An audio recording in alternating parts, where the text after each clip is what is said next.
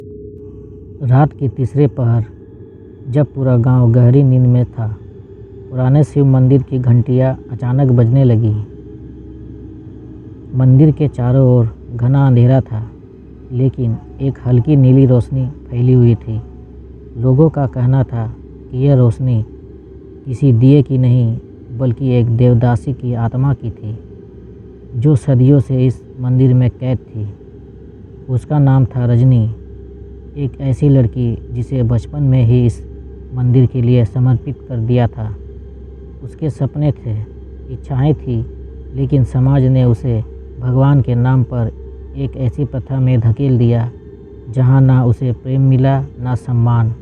हर पूर्णिमा की रात जब पूरा गांव उत्सव में मग्न होता, तब वह मंदिर अंधेरी गलियों में अपनी किस्मत को कोसती रहती। लेकिन जिस रात उसे अंतिम बार मंदिर में देखा गया, उस रात कुछ ऐसा हुआ जिसने मंदिर को एक शापित स्थान बना दिया।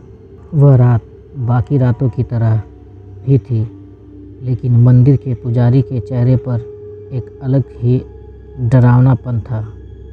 रजनी ने जैसे ही मंदिर के गर्भगृह में प्रवेश किया, एक अजीब सा शीतल स्पर्श उसकी गर्दन पर महसूस हुआ। वह मुड़ी, लेकिन वहाँ कोई नहीं था। अचानक मंदिर की जलती हुई दीपमालाएं बुझ गई और हर तरफ घना अंधेरा छा गया।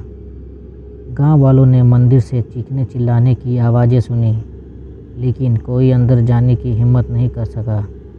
सुबह होते ही जब गांव के लोग मंदिर में पहुंचे, तो वहां केवल रक्त के धब्बे और टूटी हुई चूड़ियों का ढेर पड़ा था।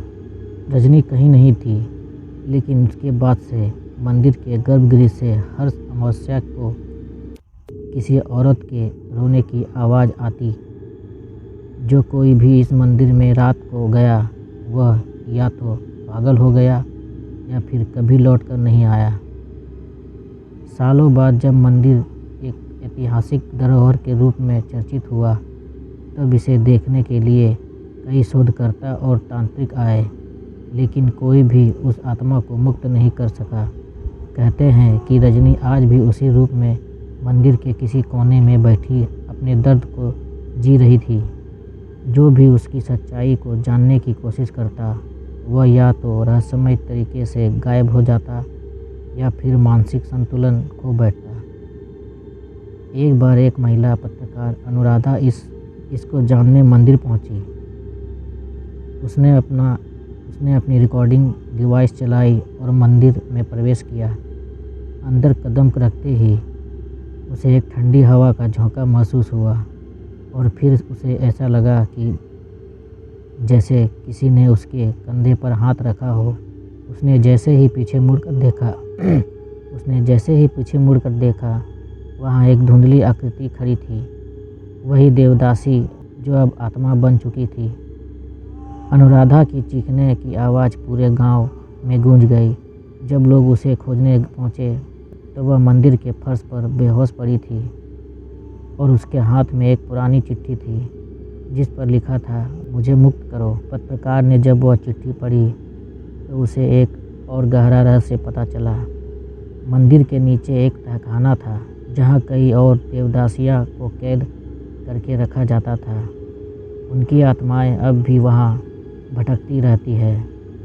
लेकिन जो सबसे चौंकाने वाली बात थी, वह यह कि यह सिलसिला आज भी जारी था। किसी ने उस आत्माओं को मुक्त करने की कोशिश की, तो वह खुद इस सांप का हिस्सा बन जाता। अनुराधा ने तय किया कि वह इस रहस्य से पर्दा उठाएगी।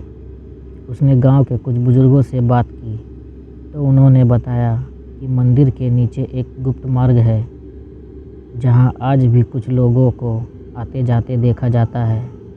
यह सुनकर अनुराधा सिहर उठी। क्या यह सिर्फ भूतिया कहानियाँ थी, या फिर आज भी कोई उस शापित परंपरा को निभा रहा था? उस रात अनुराधा ने कैमरा ऑन किया और मंदिर के उस तहखाने में जाने का फैसला किया।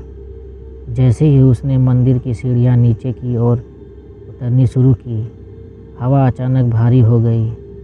उसके कैमरे की स्क्रीन झपकने लगी और फिर एक क्षण में कैमरा झनझना कर गिर गया और स्क्रीन काली हो गई।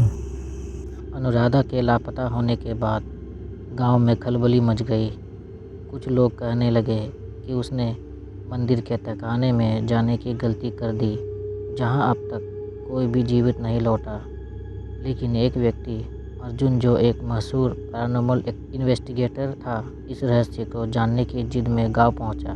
रात के अंधेरे में अर्जुन ने अपनी टीम के साथ मंदिर में कदम रखा। जैसे ही उसने गर्भगृह में प्रवेश किया, उसे महसूस हुआ कि किसी ने उसकी गर्दन पर ठंडी सांस छोड़ी। पूरी टीम कांप उठी, लेकिन अर्जुन हिम्मत जुटाकर तहखाने के गुप्त दरवाजे की ओर बढ़ा। तहखाने में घूमते ही अर्जुन और उसकी टीम को वहां कई खोपड़ियां और हड्डियों का ढेर मिला।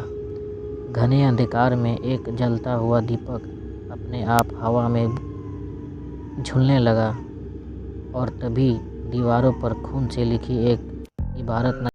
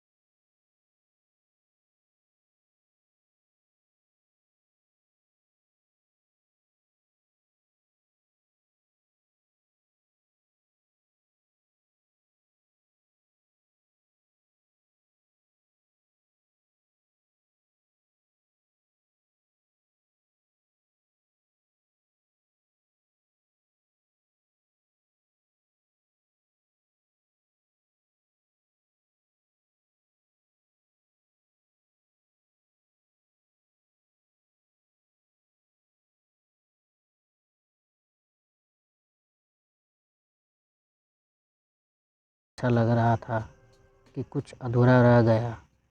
जब वह मंदिर से बाहर निकला तो उसे अनुराधा का कैमरा पड़ा मिला।